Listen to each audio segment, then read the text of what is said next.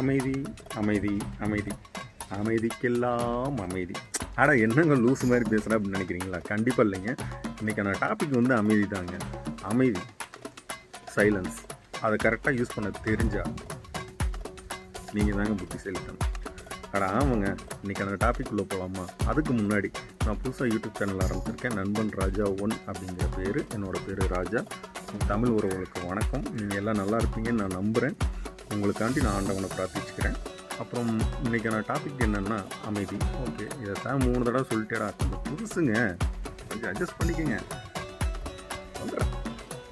அப்புறம் நம்மளோட ஃபேமிலி மெம்பர்ஸோ இல்லை ஃப்ரெண்ட்ஸோ ஒரு சர்க்கிளில் நம்ம டிஸ்கஷன் பண்ணிக்கிட்டு இருக்கப்போ நம்மக்கிட்ட ஒருத்தர் நான் பிடிச்சதுக்கு தான் முயலுக்கு 3 கால் அப்படின்னு சொன்னார்னா, ஆர்கியூ பண்ணார்னா, நீங்கள் அகைன் திருப்பி அவங்களோட நீங்கள் ஆர்கியூ பண்ணீங்க அப்படின்னா அந்த உறவு வந்து முறியறதுக்கான நிறைய வாய்ப்பு இருக்குது. இல்லை நெக்ஸ்ட் டைம் ஓகே அந்த மீட்டிங்கோடு முடிச்சுட்டு நெக்ஸ்ட் டைம் பார்க்குறப்பையும் அதே ஆர்கியூமெண்ட் தாட்ஸோடு தான் அவங்க உங்களை பார்ப்பாங்க, நீங்களும் அவங்கள பார்ப்பீங்க. அதுக்கு பதிலாக நீங்கள் அமைதியாக இருந்துட்டு அந்த இடத்த விட்டு கடந்து போனீங்க அப்படின்னா நெக்ஸ்ட் டைம் அந்த டைமில் அவருக்கு மூடு எப்படி இருந்துச்சோ தெரியாது, ஆனால் நெக்ஸ்ட் டைம் அவருக்கு மூடு நல்லா இருக்கிறப்போ அவங்ககிட்ட நல்லபடியாக பேசுகிறதுக்கான சான்சஸ் நிறையா இருக்குது. அந்த சான்சஸ் ஏற்படுத்தி கொடுக்கறது அமைதி. அந்த அமைதியை யூஸ் பண்ணுங்கள்.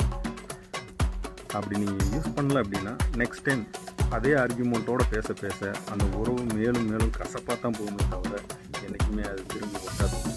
ஸோ அமைதியை கரெக்டாக பயன்படுத்துங்க, கரெக்டாக யூஸ் பண்ணுங்கள், அமைதியாக இருங்க, நிறைய யோசிங்க, நிறைய கற்றுக்கோங்க.